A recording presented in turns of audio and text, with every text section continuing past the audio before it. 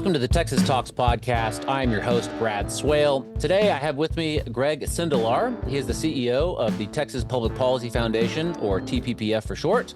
TPPF is a nonprofit, nonpartisan research institute dedicated to liberty, free enterprise, and personal responsibility. Mr. Sindelar, how are you? I'm doing great, Brad. Thanks for having me.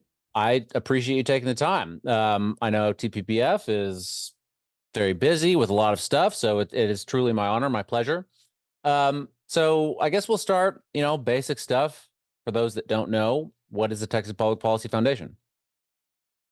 Yeah, well, we're at our core, we're a research organization, right? We research a bunch of different public policy issues, mostly at the state level, a little bit on the local and federal level. And we operate mostly within Texas, but we do operate in other states as well, trying to take some of the good things that have happened here either to other states or ensure that the federal government is staying out of the way and allowing the states to be what they should be, which is laboratories for democracy and allowing them to compete. And so that's day in and day out what we do and what most of the people at TPPF do. So how often does the federal government get in the way of states doing what they need to do? All the time, and probably frequently. And so it's funny is every day I feel like I hear something new. I'm like, man, I can't believe the federal government's doing this. We hear that about government generally, right? Like we're not anarchists, but we're definitely obviously not communists, right? Like we want people to have a lot of say in their lives, and we want the state of Texas to have a lot of say because we know that they will be looking out a little bit more for Texans than maybe the feds are. Yeah. So why is that important? Why is that an important issue? Some people, obviously there's different political thoughts, different political theories. A lot of people do want the federal government to sort of step in and I don't know, play referee or, tell states how they should operate. And I want to sort of get a little background about why you think that's maybe they overstep their bounds too much. Yeah, well, the general philosophy, right, is it goes back to the founding of our country. We're the United States, right, and we entered into agreement, the Constitution, and 10th Amendment's pretty clear that anything not specified is left to the states. And over time, the federal government has taken more and more of that. I don't think that was the original intent of our founding. That so much of the decisions being made should emanate out of D.C. And so that's really what we're just trying to get back to and understand that, the state and the authority and the sovereignty of each state is important. And what California wants to do it this way and Texas wants to do it that way, that's great. That's a really great thing for our country, and it's a great thing for each of our states to have that those runways to do things that best fit each state. And yeah, there's different political philosophies out there and different ways of doing things. But you can kind of allow that to compete a little bit in the states and see what works better, right? And I would tend to say that, more conservative political philosophy, which Texas has had for quite a long time, has really, borne the fruit that I think most people want when it comes to ultimately having prosperity for our citizens. I think there's a reason that, a lot of people are moving to Texas and not a lot of people are moving to maybe some of these other more restrictive states like California or in Illinois. Yeah. So certainly Texas has a reputation for being more conservative, and I think that bears out in the voting patterns and everything. There's a lot of people with their fingers crossed that Texas might turn purple or turn blue. I don't know how secure that is. I'd be curious to hear your thoughts, but even if Texas does turn blue, I guess the last Democrat governor we had was Ann Richards back in the 90s. But I don't know, was Texas still pretty conservative back then, even though we had a Democrat as a governor? Or was that sort of a different era for Democrats? That's a really good political science question, right? Because you kind of see like the changing in the parties and what it means to a Republican or a Democrat over time, right? And we probably forget that people like Phil Gramm and Rick Perry were once Democrats, and now that almost seems unfathomable to us, right? And we've seen people like Ryan Guillen switch parties recently and become from Democrat to Republican, and so I think there's been a lot of prognostications about Texas turning maybe more purple, more blue, but I don't think that it is really shown that way, right? I think South Texas hasn't has actually kind of gone an opposite way in its voting patterns that maybe make it seem like it's a little bit redder than people would have expected. While we've seen maybe the cities urbanize and become bluer, so it's going to be really interesting. I would say over the next 10, 20 years in Texas to see kind of how things shape up. But I think generally, I'm not a political guy. I'm policy, run a policy shop, but obviously we're on the I would call ourselves strong conservatives here at TBPF. And I think the conservative policies are popular across the state of Texas. And I think you see that election after election in Texas. I don't think so. I still feel very bullish on where Texas goes as far as being a conservative state. Yeah. So you guys recently had the Texas Public Policy Summit, and I've seen some a little bit about that on X and other social media. How did that go? Were there any standout, I don't know, speakers or topics that caught your attention? Yeah, well, I don't want to beat our own chest here, but I thought it was our best event ever, and it really Beat your chest, man. Go for it. yeah, that's right. And the kudos goes to our events team who put it all on, and our staff who run and manage all the panels and get the speakers and all these things. And I thought there were just a lot of outstanding panels. We made several announcements of our own of things that we're working on, whether it's related to Mexico and Texas policy or energy policy or family policy and our work in other states. We kind of laid out some of that during it. Obviously the governor and lieutenant governor's speeches, made headlines. In fact, I think Fox News picked up most of the governor's speech. And it was really, really good. Both the speeches were really good. Senator Cruz was fantastic as always, even though he had to join us virtually, right? Because he got stuck in DC for votes. On the panel side, I thought our border security panel with Tom Homan and Rodney Scott, who's on our team, former chief of border patrol, and Chairman Guillen, was just really phenomenal. Not only outlining some of the issues, but also outlining what Texas can continue to do, and what we hope to see. Maybe the current administration in DC would change its tactics, where we can actually get control of what's happening at the border. We had a great panel on wokeness, especially in our higher ed. And we had Dr. Windler from West Texas A&M on it, Senator Betancourt, Justin Dyer from Civitas. I thought that was a really, really great panel. Our education school choice panel with Representative Kane and Chairman Buckley was, I think, really good and kind of outlaying what was happening, what happened last session, but also based on what's happening electorally, where they see things go next session. So I thought it was just really good. I could go on and on and on about the panels, but I thought it was just really good. And I got a lot of good feedback that not only do you have kind of the right politicians there and legislators there that are making these decisions and these votes, but also the substantive thought leaders, whether it's TPF or the other groups there to kind of lay out the vision and the importance of these issues. So I thought it was a really good mix, and I thought the team did a great job of putting it together. Yeah. So you brought up quite a few issues there that we could probably spend.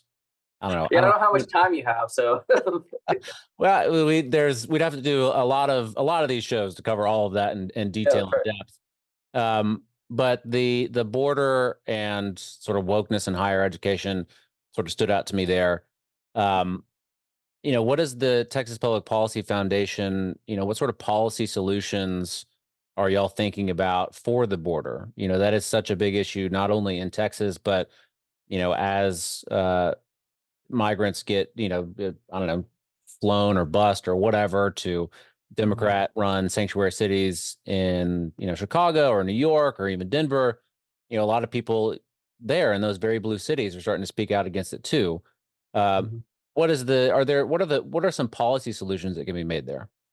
Yeah, that's a great question. Well, obviously, Texas is kind of stepping into a breach that no state has really ever had to do before. We're spending billions and billions of dollars on border, stuff along the wall. Obviously, all the stuff with handling the the the migrants and all that come with that coming across our border. There's a lot going on there just to unpack.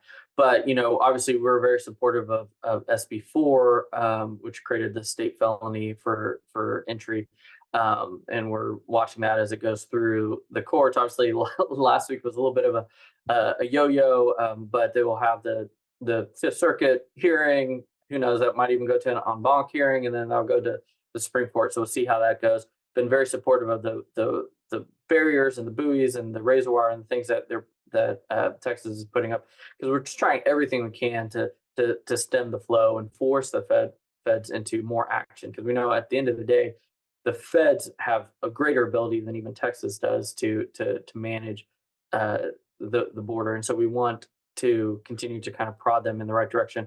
But we also need to hold Mexico accountable. We did a whole thread on Twitter about President AMLO's 60 Minutes interview, and a lot of this is being driven by his administration, and so I think whether it's designating these cartels as terrorist organizations to allow us for more military action along the border and dealing with them, creating our own border force, right? Something that was looked at last session. I think will come back this next session. So we have folks who are waking up every single day thinking about this, and it's not just the National Guard that we're calling in and DPS. Like, we can actually maybe create our own system. Be very supportive of that. And looking at remittances and pressure and economic pressure that we can put on Mexico to make them a good partner. And there are some good partners in the state governors in Mexico and stuff like that, but we need to do that. And then also getting help. We've seen that from a lot of other states, Florida and Iowa and Oklahoma, these other states that are wanting to send some of their National Guard. And so I think right now it's trying to do all we can, knowing that there might be a change in administration, and that could change a lot of the dynamics and what Texas will or won't do from there. But I think we have to be prepared either way that this could happen again, and this will continue to happen. And so we need to set up the infrastructure in Texas to be able to manage that and handle that ourselves, Yeah. and give all the tools that we can to the governor to Yeah. do that. I guess in that 60 Minutes interview with the Mexican president, for those that don't know, looks like he suggested the U.S. commit $20 billion a year to poor countries in Latin America and the Caribbean, lift sanctions on Venezuela, end the Cuban embargo, and legalize law-abiding Mexicans living in the U.S. Which maybe there could be arguments for some of those. Maybe those would be interesting discussions to be had, but they seem pretty. I don't know. It seems kind of extreme. Well, I would call it extortion, right? Is trying to extort the United States and saying, because he recognizes that it's a problem for the sitting president, and so it's like, you want our help in doing this, then you're gonna have to pay. And but you want us to help Venezuela and Cuba, and this gets into the influence that Tehran and Moscow and Beijing have in Mexico. And this is a national security issue, and and the cartels and the Mexican government are facilitating a lot of instability when it comes to our national security. And we need not just Texas to stand up strong, but we need the federal government to stand up strong. Yeah, and you mentioned designating the cartels as terrorist organizations. There was a lot of talk like that in the Republican primaries for president. Mhm. And I think that there's certainly merits to that argument. But a lot of people would be concerned with, military action if that happens, military action on Mexican soil. I think I don't know. What is your take on that? Yeah, well, when Governor Abbott was on 60 Minutes, they said it looked like a war zone down the border, and he made the correct statement. He says it is, and I think that that's what people have to recognize is it is dire down there. If you go down to Eagle Pass, you go down to Del Rio, you go to El Paso, you go to anywhere along the border, it's not the way it was even just a few short years ago. And so I think you have you can try to hide from the reality of what's happening, but that doesn't mean that it's not happening. And what is happening along our border It is. I think is an invasion, right, led by the cartels who are not only entering and bringing drugs and migrants with them, but they are also wish us harm, wish our state harm, and wish our country harm. And so I think we have to ensure that we're standing up to that. And so I know some of the arguments about it, about like, oh, might make asylum claims a little easier and all these other things. I was like, but we have to be able to turn off the valve before we can start fixing the issue. And so we got to get control. We got to get operational control of our border, which we just don't have right now. And so I think it's an important tool to help us get better control of what's going on there. Yeah. So the wokeness in higher education, I know I saw Dan Patrick at the summit also mentioned sort of wokeness in public schools, Mhm. and that would tie into school choice, which I think we'll talk about here in a minute. But the wokeness in higher education, people. I mean, obviously, there's always media and viral stories on social media about I don't know, woke college students and everything like that. But what people, it seems like people don't focus a whole lot on the education that they're receiving at higher education, especially, maybe in Texas or really anywhere. Yeah. Can you sort of encapsulate that issue, wokeness in higher education? Yeah, well, the biggest thing, right, is our universities and our education generally. And I actually saw a great presentation from Commissioner Morath about this yesterday. Is we're so focused on the equity side, right? Like that's what's the the really harmful part I think about DEI is the equity side of ensuring equal outcomes. That we're losing sight of the fact that the education and higher education is about merit and achievement, and setting high standards and seeing what people can achieve. And right now we're not doing that. We're so focused on these kind of like these things that are uncontrollable to us, right? Like I call it like a soft tyranny. Like I can't control the color of my skin any more than anyone else can. And we've really gotten away from Martin Luther King's judging people by the content of their character, not by the color of the skin, where we're only judging them by these uncontrollable features, and that's just not a healthy way for society to function. And so, what we're trying to do, and it's moved so far that way, where these are the important things, and everything is looked through a lens of victims and victors and oppressors and the oppressed, that we've created this mindset in higher ed and these outcomes in higher ed that just aren't producing what we need as a state. It's not only the moral obligation what we have to do for our kids all the way up into higher education, but we're not even meeting the economic needs in our state, and that's that's part of the problem as well. And so there's just a lot of issues. Obviously SB 17 has gone a long way in removing DEI offices, but the implementation of that in these systems will be an important part. I know Senator Creighton's going to be doing some hearings on that, make sure so that we can get back to the basics, right? Of helping kids learn, helping kids have productive, prosperous lives, making sure they're career ready and life ready, and not just having them focused on being victims to things that they have no control over. None of us have control over, and it's just tearing away, I think, the fabric of our society, and isolating us into these groups, and that's not a functional society, and not functional civil society anyway. Yeah. I know that people that are concerned about the wokeness in our primary schools, elementary, middle, and high school, um, you know, the argument is that a lot of that starts at the higher education level, how the Mhm. teachers are being taught, what they're being taught, Yep. how they are being taught to teach younger students. So I think it's a bigger issue than people maybe realize. I think parents seem to have they see what's happening in their elementary schools and middle schools and high schools, but once the kids go off to college, it seems like there's a little more distance, and they don't quite see that as much. So Yeah, they don't see it until their kids have trouble getting jobs, right? Or they're not prepared, or they come home and like suddenly their worldview is drastically different, and which is fine. That college should be about finding what it is you believe and don't believe in, and challenging yourself on all these things. But what we're finding on college campuses, especially, is you can't challenge that, right? Like, it has to be this way. It can't be that way. So there's no viewpoint neutrality. It is absolutely like guided towards this is the way of thinking about how the world is constructed and how the world works, and you can't challenge that in any sort of way. Yeah. So what do you foresee in the 89th session that, we just finished, we wrapped up the 88th session, some special sessions as well towards the end of last year. 89th starts early next year. Um, where do you see these issues going in the 89th session, especially, the border and, school choice? Is this, we've been talking about school choice. I think Greg Abbott's been talking about it. Finally, could be the one, right? Where we get Every campaign um, that he's ever had, school choice. And is now the time? Is this actually going to happen?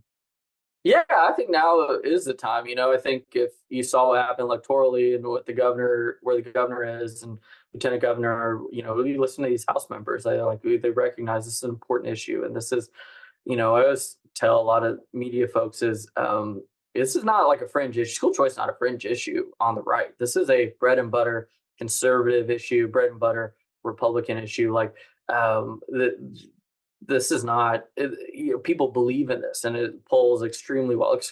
It polls extremely well across the ideological spectrum. It's more, Democrats are in favor of this, independents are in favor of this, right? And so we have a moral obligation to do something to ensure that we're reaching the potential and realizing the potential of every child in the state. And while school choice isn't a panacea that's going to fix all the issues we have in education, it is something that will greatly help us improve the educational system in Texas, and make sure that we're realizing the potential of more kids. So yeah, I think that's going to be top of mind. Obviously, it's the governor's number one issue. That and the border probably his two biggest issues. So I think you'll continue to see those happen. As I said earlier, I think you'll see more tools put in the toolbox for the governor and for the state to address the crisis at the border. I think on the higher ed side, you'll continue to see stuff there to ensure that we get our public systems back to where they should be, and probably focusing a lot on the board of regents and what they are able to do, leading and um, uh, each of these systems, and the authority that they have. I don't know if you'll see more tenure reform. I think accreditation reform, where a lot of these issues come, absolutely will be at the forefront. We can do all the things we want, but these universities need to be accredited. But the accreditors are saying you have to have these DEI programs, or you have to do this, and that causes a lot of issues with what we want to do in the state. So I think you'll see some reform there to open that up and allow the universities to maybe change accreditors to ones that aren't requiring that. Um, taxpayer funded lobbying, banning that. I've been hearing that a lot. Obviously, it's a big issue for us. I think it plays into property taxes. It plays into school choice. It plays into a lot of these issues, and I think you'll see a tightening on that, or at least that will be a big issue coming into the session. Obviously, the governor signaled, the lieutenant governor too, about wanting to do more property tax relief, as we'll have $20-ish billion in surplus funds again. And so I think that will be something. And then I also think you'll see probably some stuff on infrastructure related to just the immense growth in our state, whether that's stuff related to the grid or water or other things. We've had such immense growth that I think people feel the stress on our infrastructure with that, and want to keep that going. So those are some of the really, really big issues that we'll see. Continue stuff on the grid, and just ensuring it's more reliable and affordable. I think you'll see that as well. But a lot of that I think will come in shape. Once you get past the runoffs, and then you get past the November elections, I think a lot of that will really start coming into shape of where the priorities will be. But those would be some of the things I would expect to see. Yeah. There was a lot there that you brought up that I think are sort of interconnected in different ways. Mhm.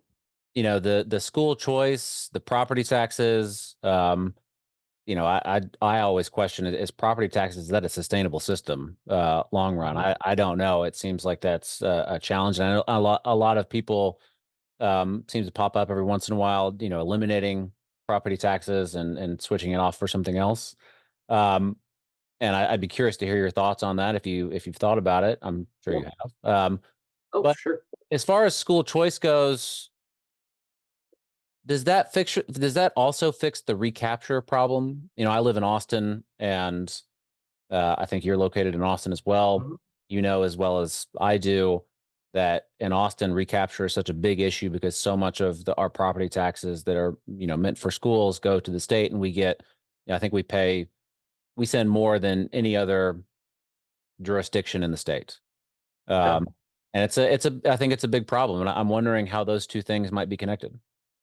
Yeah, well, man, there's a lot to unpack there. Probably you would probably spend a couple hours just on this, but yeah, the school finance system has a lot of problems in Texas. Could school choice solve that? Yeah, maybe eventually, but not initially, because the way it's going to be constructed, there will be an appropriation amount, and but the thing that we're already seeing in our public schools that leads to a lot of this recapture, we see it. It's one of the things driving how much Austin is sending, and I have two children. One's in private school, one's in public school. And so these things are very important. And so I always tell people, it's like, listen, I not only have my own personal vested interest, but I also know that this is not either or, because whatever happens with school choice, most kids will still be educated in our public system. So we want to ensure that our public system is operating as effectively as possible. Possible. Notice I didn't say efficiently; I said effectively, and there's lots of things that go into that. And the property tax is also related to that. So I think there are some things I have to do there, but we're seeing in public schools that populations are declining. And so if you look over time, basically started with COVID, you saw big dips, and you've seen it come up a little bit, but not much. And so it was kind of on this trajectory like this. The number of kids in public education, and you saw these dips, and it's come up a little bit, but it's we have a lot of people opting out of the public system, which then changes the finance formulas and all these other things, and something that I know on the House and Senate side they're really interested in looking at. And so it's a very complex system. We probably could spend way too much time going into that. But on the property tax side, um, can you get to eliminating property tax? I think is a fantastic North Star. But what we have to understand about property taxes is you kind of have like the M&O, the maintenance and operations ISD side, the INS side of the equation. And really all of this is driven locally. And the state is kind of picking up the tab here to and what we're trying to do and what we're focused on right now is buying down the M&O side. We've cut it in half in the last 15 years or so, maybe a little bit longer than that.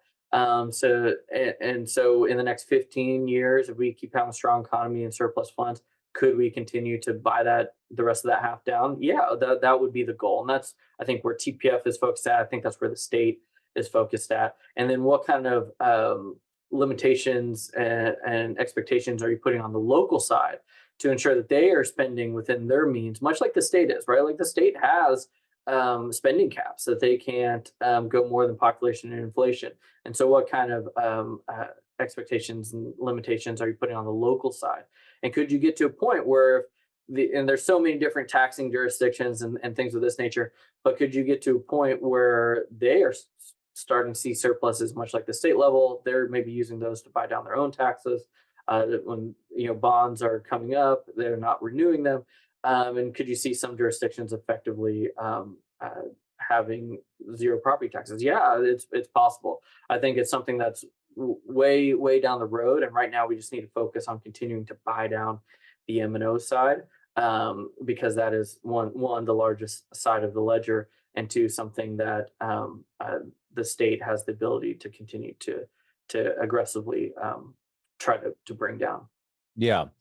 I mean, zero property taxes. You're a boy can dream, right? Yeah, we can dream. It might not be us, but maybe our children's children can see it, or our children's children. But yeah, you want to talk about a boon economically for the state, is if well, there's a reason we have all these economic development programs, right? And it's giving you abatements, private tax abatements. Well, just imagine what that would do if everyone had that, right? Like that it'd make Texas extraordinarily popular, and I think the growth in the state would be very substantial. Yeah. So just a couple more things, and then I'll let you go. There's a House Speaker race going on, and I think it's still pretty. I mean, it's pretty early on in the process, pretty young. Uh, why is that? What's important about that? What are we looking for in the House Speaker that would really make a positive change? So great question. I work for a policy organization, and my role is to work with anybody that gets elected. And I've had a great relationship with Speaker Phelan, and I know Chairman Oliverson has announced his intentions to, right. And but I tell the members, I go, listen, this is why we elect y'all, is for you to go choose who the speaker is. The one thing I will say about that, that I think is important for people is, it's a very contentious time, uh, in Texas politics, in the conservative movement in Texas. But I am actually optimistic that we will figure it out, and I think one way or the other we'll have an idea, probably sooner or later, what's going to happen there, right? Because I know the speaker currently has his campaign going on for his seat, and so we'll kind of understand what's going on there, after that. And I'm sure the caucus will kind of figure out what they want to do, and we'll probably know. But I think what you're seeing is just a reflection of the time, right? Is that there's a lot of consternation within the conservative movement, and people trying to figure out what the future of this movement in Texas, and even across the country, looks like. And I think that's what you're seeing play out, on the political side, is just differing opinions on where they think that's going. And how that plays out, I don't know. If I knew, that I probably could play some bets on that and all these other things. But I think that is what is driving a lot of this. And there's a lot of people who want to see certain things happen in Texas. And I think the elections we just had in March, the runoffs, and the general election will kind of, I think, start to solidify what the future of each of the parties looks like, and then what that means, ultimately, at the top of that. But at the end of the day, that's up to the members, to decide. We've worked well with a lot, all of them, including Speaker Phelan, and so we'll kind of see what happens. But yeah, I think it's just that consternation, and that those changing dynamics within the movement that you're seeing play out politically. Yeah. So last question, and this is maybe, hopefully it's not too much of a curveball. Um, Austin just got a new city manager, right? So we have the mayor and council, and then we have a city manager.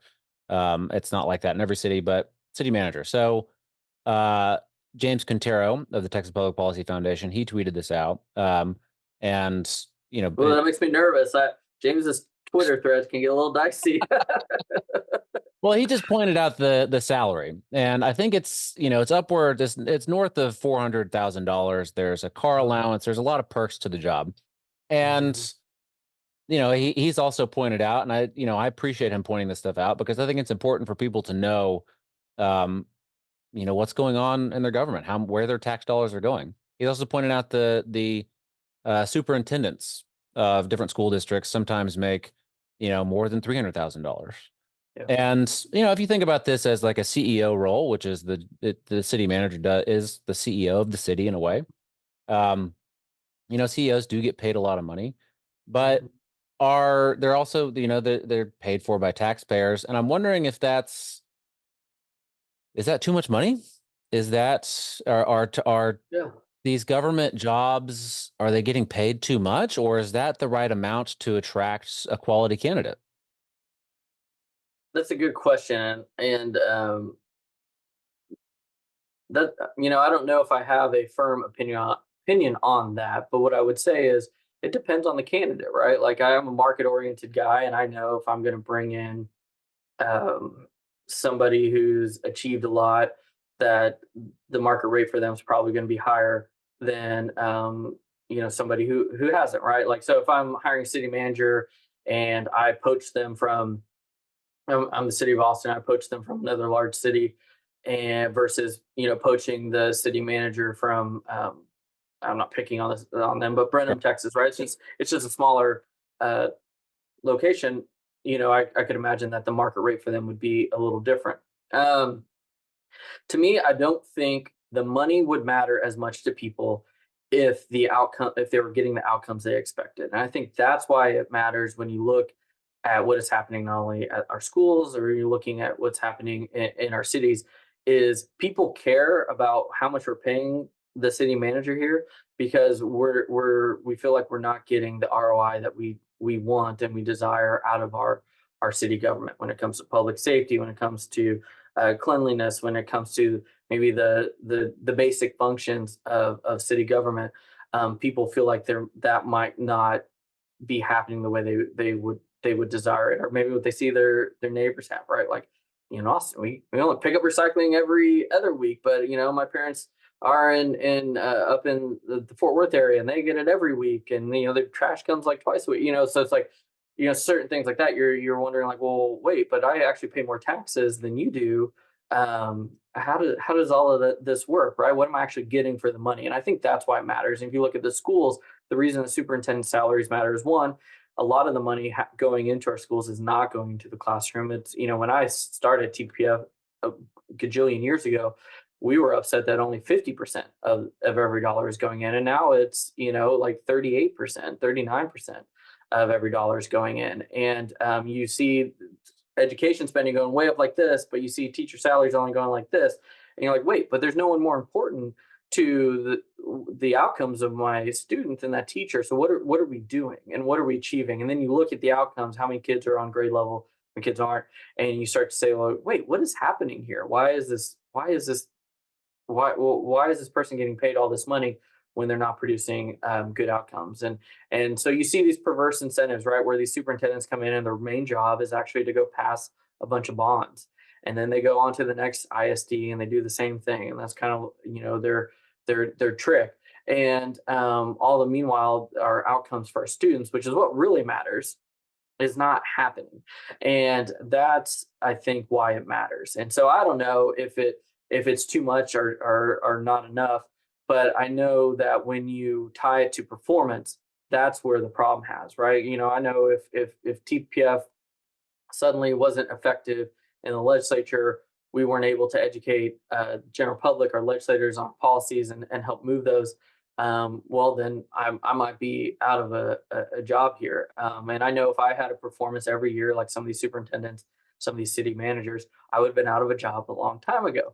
And I think that is ultimately why it's important, and why we have to beat the drum on it, because we're not getting what we desire. Because no one should go into public service to be rich, but we're also not asking them to be paupers, right?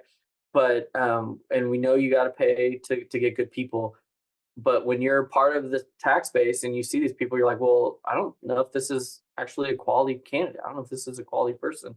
And clearly nothing's changed. And so I think that's why it's important to continue to point out why people really care about it. Yeah. And just real briefly, because you brought it up and I wasn't aware that we were down to 38, 39% of every dollar Yeah, I going. think that's right. I'm not, I don't have the numbers in front of me, but I know at least some districts are down that low. Yeah, for Yeah, sure. well, it's roundabout. Yeah. It's not as high as it should be, whatever the number is. Yeah, that's exactly right. Is that a school district issue, or is that a state issue? Where does that get solved? At what level? Yeah, well, I think there are things the state can do. The problem is the state is spending a ton of money. Was it like 40? I'm trying to remember. Is $40 billion a year? I can't remember the number off the top of my Again, head. whatever the number is, it's really high. It's really high. It's more than we spend on anything else, right? On education, and the ICs have